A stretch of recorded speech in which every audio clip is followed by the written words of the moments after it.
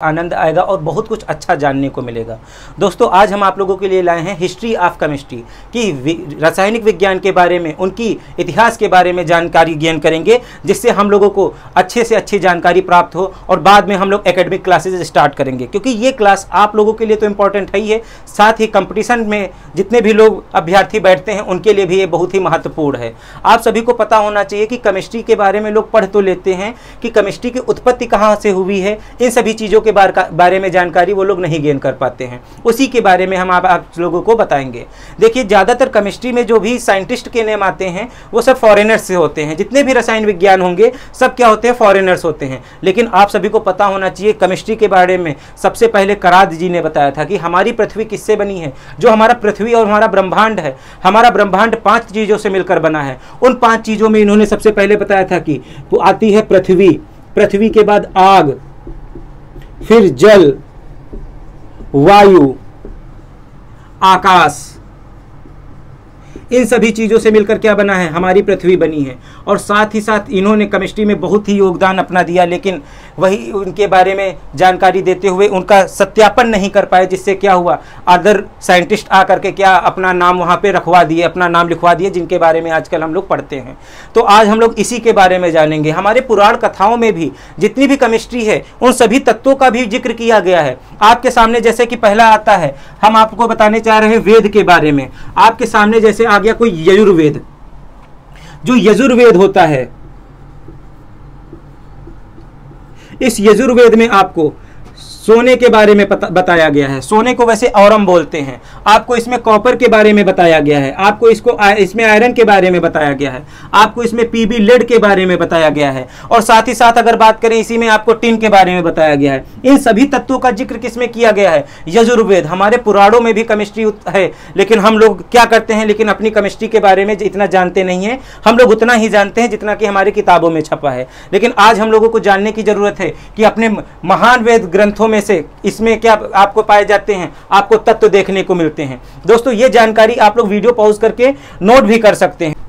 इसके बाद हम लोग जानकारी गेन करने जा रहे हैं अथर्ववेद के बारे में। देखिए, जो आपका अथर्ववेद होता है, इस अथर्ववेद के बारे में हम लोग सीखने जा रहे हैं। इस अथर्ववेद में कई सारे तत्वों का जिक्र किया गया है, जैसे कि आपका क्या हुआ, औरम। औरम का मतलब आप लोग समझते हैं सभी लोग, क्या होता है, गोल्ड होता है। और साथ ही साथ इसमें आयरन के बारे में बताया गया है, साथ ही साथ इसमें टिन के बारे में बताया गया है, और साथ ही साथ इसमें कॉपर के बारे में बताया गया है।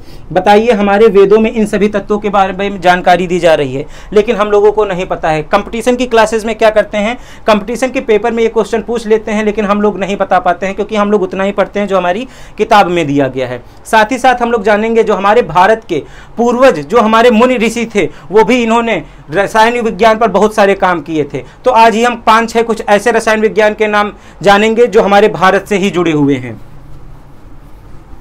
देखिए, सबसे पहले हम लोग अगर प्राचीन रसायनज्ञ के बारे में जानें,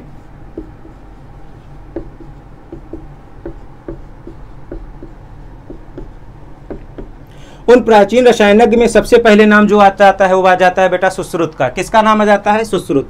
सुश्रुत बहुत ही अच्छे वैद्य और आपके क्या थे, रासायनिक विज्ञान थे। साथ ही साथ आप लोग इसमें किसका, चक्रपाणी का भी नाम समझेंगे। कौन सा, चक्रपाणी। चक्रपाणी भी बहुत ही अच्छे रसायन विज्ञान थे। चक्रपाणी के बाद अगर आप लोगों को बताया जाए तो आपके भिक्षु, भिक्षु के बाद कौटिल्य, अनेक कई सारे ऐसे नाम हैं जो मैं आप लोगों को लिखवा सकता हूं। इसके साथ आप लोग नागार्जुन को भी जान सकते हैं। नागार्जुन जो थे वो भी बहुत ही अच्छे रासायनिक विज्ञान थे। ये सभी जो प्राचीन रसायन विज्ञान है, कहीं ना कहीं इनका भारत से संबंध है, और हम लोग इनके बारे में नहीं जानते हैं क्योंकि हमारे किताबों में, सिलेबस में नहीं है। दोस्तों, अब हम लोग जानने जा रहे हैं कि इसकी धीरे धीरे उत्पत्ति कैसे हुई, कहाँ से क्या आया और क्या से क्या बना। अब रसायन विज्ञान के बारे में अगर हम लोग जान रहे हैं तो सबसे पहले हम इसकी एकदम हिस्ट्री से ही बात करेंगे। बात सीखने जा रहे हैं एल्केमिस्ट के बारे में। देखिए, जो एल्केमिस्ट थे, इस एल्केमिस्ट को, एल्केमिस्ट, ये एल्केमिस्ट जी ने आप लोगों को बताया था, इनका जो काल रहा था वो रहा था 350 से लेकर के 1500 ईस्वी तक। इन्होंने इस सीजन में जो भी इन्होंने अपना टाइम पीरियड लिया है, इसमें दो चीजों की खोज करने में पूरा समय लगा दिया। एक अमृत की खोज और एक पारस पत्थर की खोज। इन दोनों का सीधा संबंध क्या है? आपका साइंस से है, केमिस्ट्री से है। अमृत जानते ही हैं आप लोग कि अमृत का यूज कहाँ होता है। अमृत का ऐसा माना जाता है कि अमृत को पीने से इंसान अजर अमर हो जाता है। लेकिन पारस पत्थर के बारे में हालांकि कुछ लोग नहीं जानते होंगे। देखिए, जो पारस पत्थर होता है, माना जाता है ये पत्थर अगर जो व्यक्ति पा लेता है, उस पत्थर से किसी भी चीज को स्पर्श करता है, वो चीज हमेशा सोने में परिवर्तित हो जाती है, चाहे आपके पास कोई भंगार हो या लोहा हो। तो अल्केमिस्ट काल ने पूरी केमिस्ट्री का देखने का नजरिया ही बदल दिया, क्योंकि हर एक चीज साइंस में हर एक चीज खोज से ही बनती है। अगर आप किसी की चीज के बारे में जानकारी चाहते हैं, अगर नई जानकारी चाहते हैं, किसी चीज का आविष्कार करना चाहते हैं, तो आपको कुछ ना कुछ अपना एक्स्ट्रा दिमाग लगाना ही पड़ता है। इसके बाद अगर हम लोग बात करें 1500 से 16 साल तक,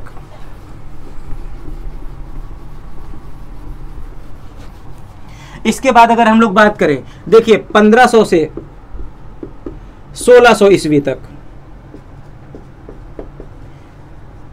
1500 से 1600 ईस्वी तक के काल को हम लोग लेट्रो काल के नाम से जानते हैं। किस काल के नाम से जानते हैं? लेट्रो काल। देखिए, इस लेट्रो काल में क्या हुआ था? इस लेट्रो काल में ज्यादातर ध्यान दिया गया गैसों की खोज पर। सबसे ज्यादा किस पे ध्यान दिया गया कि गैसें कितनी होती हैं और कितने प्रकार की होती हैं। तो गैसों की खोज को आप लोग किस काल के नाम से जानते हैं? लेट्रो काल के नाम से जानते हैं। और इसी के अकॉर्डिंग हम लोग हर एक चीज के बारे में आजकल पढ़ रहे हैं, जैसे ऑक्सीजन हुआ, क्लोरीन हुआ, हाइड्रोजन हुआ, ये सब क्या होती हैं? गैस रूप में पाई जाती हैं। अब इसके बाद अगर हम लोग बात करें, देखिए आ जाता है ऑक्सीजन। ऑक्सीजन के बारे में आप लोग बहुत अच्छे से जानते होंगे कि ऑक्सीजन क्या है, कैसे है। हम लोग ऑक्सीजन के द्वारा ही आजकल जिंदा हैं और ऑक्सीजन ही हमारी प्राणदायिनी के नाम से जानी जाती है। देखिए, जो ऑक्सीजन है, ऑक्सीजन की खोज की थी प्रीस्टले ने। ऑक्सीजन की खोज प्रीस्टले ने की थी, और प्रीस्टले के बारे में आप लोगों को बताने की जरूरत नहीं है। इन्होंने ही अमोनिया की खोज की थी। काफ़ी सारी ऐसे यौगिक हैं, ऐसे आपके गैसें हैं जिनके बारे में इन्होंने बताया था। इन्होंने जो खोज की थी, ये की थी 1772 में। 1772 में इन्होंने किसके बारे में बताया था कि ऑक्सीजन हमारे पृथ्वी पर पाई जाती है, और आप सभी को पता है हमारी पृथ्वी पर ऑक्सीजन 21% पाई जाती है। अब इसके बाद जो आधुनिक जनक माने जाते हैं, आपके रसायन विज्ञान के आधुनिक जनक माने जाते हैं, वो होते हैं आपके लेवाइजियर। कौन होते हैं? लेवाइजियर। लेवाइजियर को आप लोग आधुनिक जनक के नाम से जानते हो। इन्होंने आकर के पूरा पढ़ने का नजरिया ही बदल दिया केमिस्ट्री का। एक केमिस्ट्री का पढ़ने का तरीका जो होता है, और कितने अच्छी तरीके से हम लोग पढ़ सकते हैं, इसी कारण इनको क्या माना जाता है? आधुनिक जनक के नाम से जाना जाता है। किसको? लेवाइजियर को जाना जाता है। अब देखिए, लेवाइजियर ने आपके लेवाइजियर ने आपको कई सारी चीज़ें के बारे में बताया था, जैसे कार्बन की खोज थी। ये हालांकि 16वीं 17वीं शताब्दी से ही हमारे केमिस्ट्री पर इन्होंने बहुत वर्क किया था। अब देखते हैं कि केमिस्ट्री क्या होता है, इसका मतलब क्या होता है।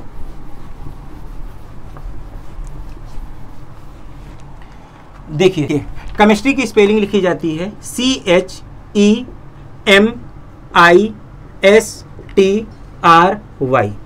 क्या आप लोगों को इसका फुल फॉर्म पता है? आज हम लोग इसके फुल फॉर्म के बारे में जानेंगे, और जानेंगे ये हमारे लिए किस तरह से उपयोगी है। देखिए, केमिस्ट्री हमारे आजकल सभी क्षेत्रों में इसका उपयोग हो रहा है, चाहे वो आपके फर्टिलाइजर्स हों, चाहे वो आपके एग्रीकल्चर से संबंधित हो, चाहे वो आपके दवाइयों से संबंधित हो, चाहे आपके स्वास्थ्य से संबंधित हो, हर एक चीज़ में हम लोग इसका यूज करते हैं। देखिए, केमिस्ट्री का जो फुल फॉर्म होता है वो होता है chemical, health, education,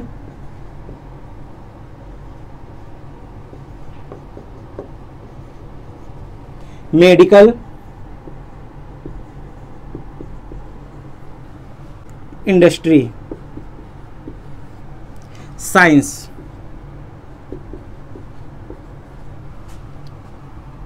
test, research, yield. ये पूरा फुल फॉर्म होता है आपकी केमिस्ट्री में, जिसका यूज़ हम लोग करते हैं किसी भी चीज़ को उत्पत्ति करने के लिए। अनेक क्षेत्रों में आजकल काम कर रहा है, आप सभी को पता होना चाहिए। देखिए, इसी के ज़रिए से हम लोग आजकल दवाइयाँ बना पा रहे हैं, खेतों के उर्वरक बना पा रहे हैं, अनेक ऐसे उपकरण बना पा रहे हैं जिसके ज़रिए हम लोग उनसे बहुत सी सुविधाएं प्राप्त कर सकते हैं। दोस्तों, इसके बाद हम लोग समझते हैं कि इस केमिस्ट्री का मतलब क्या होता है। देखिए, फुल फॉर्म तो पता चल गया है, लेकिन हमको ये भी पता करना है कि इसका मतलब क्या होता है और कैसे होता है। हम लोग जानते हैं कि केमिस्ट्री की उत्पत्ति को लेकर के कई संभावनाएं हैं। हम लोग जानते हैं केमिस्ट्री की उत्पत्ति कहाँ से हुई है, मिस्र से हुई है। अब मिस्र में इसका क्या नाम था, कैसे इसकी उत्पत्ति हुई, इसको जानते हैं। देखिए, जो केमिस्ट्री है, केमिस्ट्री को मिस्र में कीमिया के नाम से जाना जाता है। कीमिया एक लैटिन वर्ड है। लैटिन वर्ड में कीमिया का अर्थ होता है ब्लैक कलर। क्या होता है? Black colour. तो इसको ब्लैक के नाम से जाना जाता है। इसीलिए आप लोग देखोगे काला जादू वगैरह लोग करते हैं। जहाँ पर जादू है वहाँ पर साइंस है, और इसी से हम लोग दुनिया की अनेक चीज़ें उनके बारे में अध्ययन करते हैं। अगर केमिस्ट्री की डिफिनेशन लिखने को आ जाए तो आप लोग डायरेक्ट बोल सकते हो कि विज्ञान की वह शाखा जिसके अंतर्गत हम लोग द्रव्यों का अध्ययन करते हैं। इसी द्रव्य में सब चीज़ें आ जाती हैं, क्योंकि तत्व आपके 3 ही प्रकार के पाए जाते हैं, चाहे वो ठोस हो, या फिर वो द्रव हो सकता है, या फिर वो गैस अवस्था में हो सकता है। इन्हीं के बारे में हम लोग को यहाँ पे क्या करना होता है, जानकारी गेन करना होता है। वैसे तो आप लोगों को टोटल 5 अवस्थाएं पता होनी चाहिए, एक ठोस, एक द्रव, एक गैस, एक प्लाज्मा, एक बोस-आइंस्टीन कंडेंसेट। इन सभी के बारे में हम लोग आपको पढ़ाएंगे। हालांकि मैंने इन द्रव्यों की अवस्थाएं पढ़ा दी हैं, इसकी लिंक मैंने डिस्क्रिप्शन में दे दी है, वहां से जाकर के आप लोग देख सकते हैं। अगर हम लोग बात करें इसके ब्लैक कलर की, तो ब्लैक कलर इसी के जरिए ही पूरी केमिस्ट्री की उत्पत्ति हुई है। आशा है आप लोगों को वीडियो समझ में आई होगी। अगर वीडियो अच्छी लगी है तो ज़्यादा से ज़्यादा शेयर करें, सब्सक्राइब करना ना भूलें, और साथ ही साथ ये अपने दोस्तों को भेजें ताकि उनको ये अच्छी जानकारी मिल सके। अगर वीडियो अच्छी लगी हो तो कमेंट में ज़रूर बताएं। धन्यवाद।